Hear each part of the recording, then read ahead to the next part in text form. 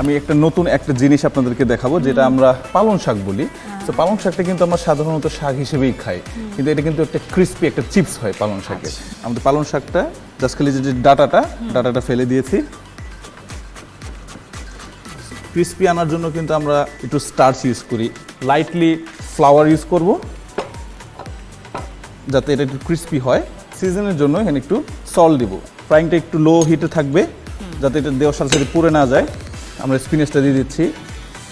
Wow, fry আমাদের দেশে পালং শাক কখনো হ্যাঁ, আমাদের দেশে কিন্তু অনেক ইনগ্রেডিয়েন্টস, জাস্ট এগুলোকে আমাদেরকে রিইউজ করতে হবে।